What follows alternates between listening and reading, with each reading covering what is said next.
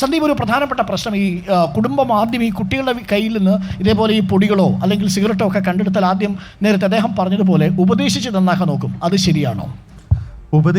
നന്നാക്കുന്നതിന് മുമ്പേ ആദ്യം നേരത്തെ പറഞ്ഞ പോയിന്റ് നമ്മൾ തന്നെ അവർക്ക് എക്സാമ്പിൾ ആയിരിക്കണം. യെസ്. ഇപ്പം നമ്മൾ ലഹരി എന്ന് പറയുന്ന ഏറ്റവും പ്രധാനപ്പെട്ട കോമൺലി അവൈലബിൾ ആയിട്ടുള്ള ലഹരി എപ്പോഴും മദ്യവും പുകയിലയാണ്.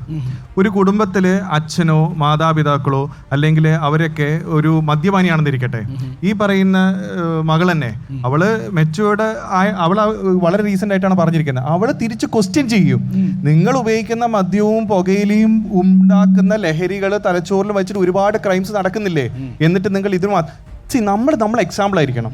ഞാൻ എൻ്റെ സ്റ്റുഡൻസ് ആയിട്ടുള്ള ഡോക്ടേഴ്സിനോട് പറയുന്നത്, നമ്മൾ ഭക്ഷണം കഴിക്കുമ്പോഴൊക്കെ നമ്മൾ ഈ മൊബൈലിൽ റെസ്റ്റ് കൊടുത്ത് കുറച്ച് മാറ്റി വെക്കണം. ഫസ്റ്റ് നമ്മൾ അവർക്ക് എക്സാമ്പിൾ ആയിരിക്കണം. ആദ്യം നമ്മളുടെ ഹെൽത്തിന്, നമ്മൾ സോഷ്യൽ മീഡിയയുടെ ഇൻഫ്ലുവൻസ് എല്ലാ കാര്യങ്ങളും ആ ഭക്ഷണം കഴിക്കുന്ന സമയത്ത് മാഡം പറഞ്ഞ പോലെ നമ്മൾ അവർക്ക് കാണിച്ചു കൊടുക്കണം. നമ്മളും ഫോൺ യൂസ് ചെയ്യുന്നില്ല, ഈ പറഞ്ഞ പോയിന്റ് തന്നെ.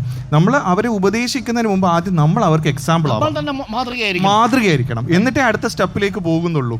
പിന്നെ ഉപദേശം എന്ന് പറയുന്നത് ഓരോ ആളുടെയും മൈൻഡ് സെറ്റും കൂടി നോക്കണം.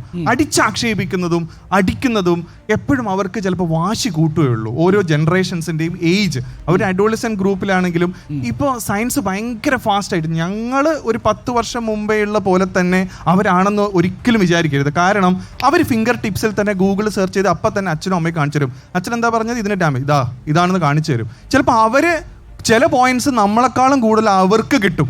അവർ ചിലപ്പോൾ ആൽക്കഹോളിന്റെ ഇതിന് ഇൻസൾട്ട്, പുകയിലും അച്ഛൻ ഉപയോഗിക്കുന്നുണ്ടല്ലോ അത് ക്യാൻസർ ഉണ്ടാക്കും, MDMA ചിലപ്പോൾ ഇങ്ങനെ കമ്പയർ ചെയ്തിട്ട് ചിലപ്പോൾ ക്വസ്റ്റ്യൻ ചെയ്യും.